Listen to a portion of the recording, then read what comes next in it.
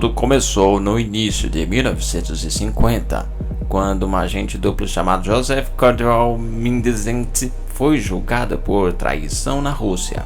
Durante o julgamento, agentes norte-americanos passaram a notar que ele havia sido dopado e acabou revelando várias coisas para os russos. Temendo ficar para trás, a CIA lançou um extenso programa de pesquisa de longas décadas focada em uma droga criada em laboratório que dominasse a mente humana, mais conhecido como LSD. O projeto MKUltra foi o nome em código para uma ilegal operação de pesquisa com propósitos de controlar a mente humana, e tudo encoberto pela Agência Central de Inteligência. O programa começou no início de 1950, foi oficialmente sancionado em 1953.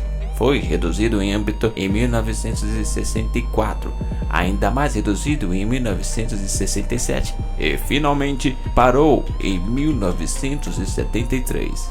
O programa usava cidadãos inconscientes dos Estados Unidos e Canadá como cobaias, o que levou à controvérsia sobre a sua legitimidade. O MKUltra envolveu o uso de muitas metodologias para manipular o estado mental e alterar as funções cerebrais. Foram feitos vários testes com outros produtos químicos, hipnose, privação sensorial, isolamento, abuso sexual e várias formas de tortura.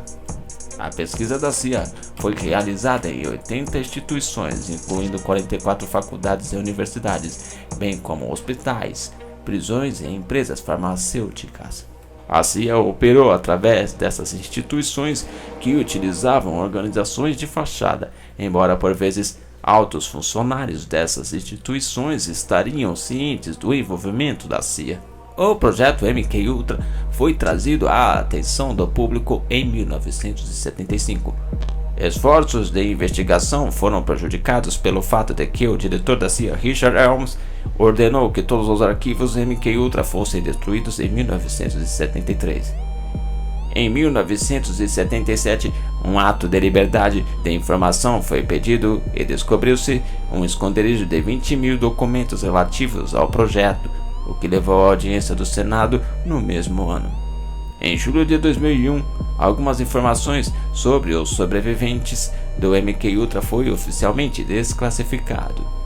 Em um memorando da CIA estava escrito: podemos obter o controle de um indivíduo ao ponto que ele faça o que quisermos, contra sua vontade, e mesmo contra as leis fundamentais da natureza, tais como a sua autopreservação. Houve também a contratação de prostitutas para atrair pessoas e levá-los para o esconderijo da CIA, onde, sem o seu conhecimento, eram dosados com grandes quantidades de LSD para que os agentes pudessem observar e registrar suas reações por trás de espelhos. Este projeto foi apelidado de Operação Clímax da Meia-Noite. Foi descoberto que haviam vários desses bordéis controlados pela CIA.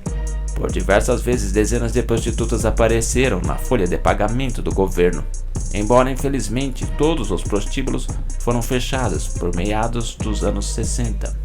O autor Kim Kesey, amplamente conhecido como o pioneiro de todo o movimento hippie nos anos 60, foi ele próprio um objeto de experimento do MKUltra.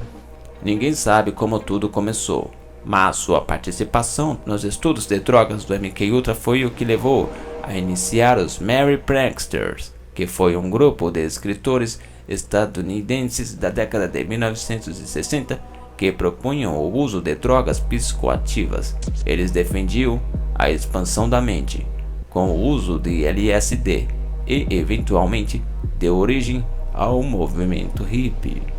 Assim, um grande número de americanos inocentes foram usados nos testes durante os anos 50 e 60. A agência realizou experiências clandestinas em estudantes universitários, viciados em drogas, soldados, marinheiros, doentes mentais, atrizes e atores de Hollywood. E sem que ninguém saiba, o auge da contracultura dos anos 60, incluindo a sua subversão, foi precedida e criada diretamente por testes com ácidos da CIA. Já na década de 70 e 80, os negros foram alvo da CIA, utilizando como arma a cocaína. Segundo um homem chamado Michael Rupert, tudo pode ser provado. Michael Rupert há anos vem tentando expor a falsa guerra americana contra as drogas. Mike foi pioneiro em análises e histórias originais sobre o impacto do grande valor em dinheiro por ano da droga na economia dos Estados Unidos e as operações ilegais secretas que mantêm o controle de fluxo de caixa para os interesses econômicos dos Estados Unidos. Porém, ao contrário do LSD, não foi possível descobrir qualquer envolvimento da CIA na criação do crack, mas, segundo ele, o que é incontestável é que a CIA foi responsável direta pela importação de toneladas de cocaína em pó nos Estados Unidos, bem como a entrega de cocaína em cidades do interior.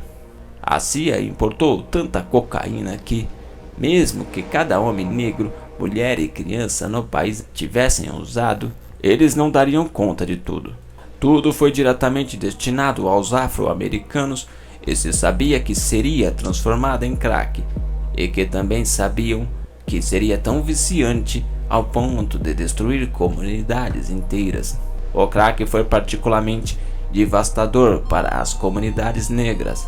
A grande explosão do crack começou em 1985, segundo pesquisas dos sociólogos Klein e Maxson.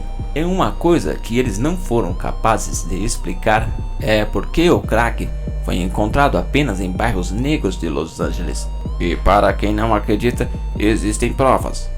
Em 2007, um jato Gulfstream II, que transportava mais de 3 toneladas de cocaína, caiu na península de Yucatán, no México, e foi descoberto que havia ligação com a CIA.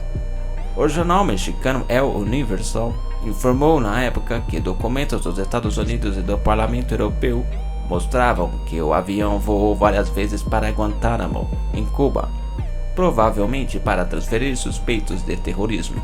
A história completa por trás do Gulfstream II e vários outros aviões encontrados envolvidos no tráfico de drogas está longe de ser conhecida.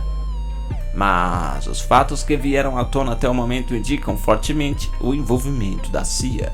Em 18 de agosto de 1996, o San Jose Mercury iniciou uma extensa série de artigos sobre a ligação da CIA com a epidemia de crack em Los Angeles. Embora a CIA e a mídia influentes como The Washington Post, The New York Times e The Los Angeles Times fizeram de tudo para diminuir a importância dos artigos, e realmente conseguiram, porque só era dado como verdade o que aparecia em um jornal da grande mídia diariamente e não uma publicação alternativa. A cocaína foi parar na mão de gangues de rua e não se sabe como, mas para eles foi dado a fórmula de fazer a cocaína acessível para todos, mudando o pó caro, branco e poderoso para pequenas pepitas de crack que poderia ser fumado e comprado muito mais barato por qualquer morador de rua. No Brasil, a droga chegou no início da década de 1990 e se disseminou inicialmente nos guetos pobres de São Paulo. O consumo de crack se alastrou no país inteiro por ser uma droga de custo mais baixo que o cloridrato de coca, a cocaína refinada em pó. Para produzir o crack, os traficantes utilizam menos produtos químicos para a fabricação, o que a torna mais barata. Agora, novas drogas poderosas têm surgido. De acordo com o médico Anthony Wong, diretor do Centro de Assistência Toxicológica do Hospital de Clínicas de São Paulo, essas drogas são como um crack piorado. O efeito dessas drogas é muito grave porque torna a pessoa literalmente um monstro. Não é nem um animal, é um monstro, porque ela não tem como controlar suas emoções nem sua força, afirmou o médico. É como se o cérebro delas se desconectasse do resto do corpo. As pessoas que usam ficam gratuitamente violentas, agressivas, a tal ponto de matar sem ter nenhuma noção de por que fizeram isso, afirmou ele. De acordo com Anthony Wong, a maconha sintética e os sais de banho, as novas drogas, surgiram nos últimos 3 anos e são muito mais potentes e agressivas em comparação com as drogas antigas. A maconha sintética é chamada assim porque é uma erva, só que ela é cultivada e depois acrescentada com substâncias. Os sais de banho são chamados assim porque a droga foi comercializada dessa forma. É vendida em pacotinhos e quando você abre, parece sabonete em pó, afirmou ele. Até quando seremos vítimas de mentes inescrupulosas e malignas? Será que um dia os usuários de drogas vão se dar conta que não passam de ratos de laboratório de mentes insanas? Não sabemos. Tudo ainda é um grande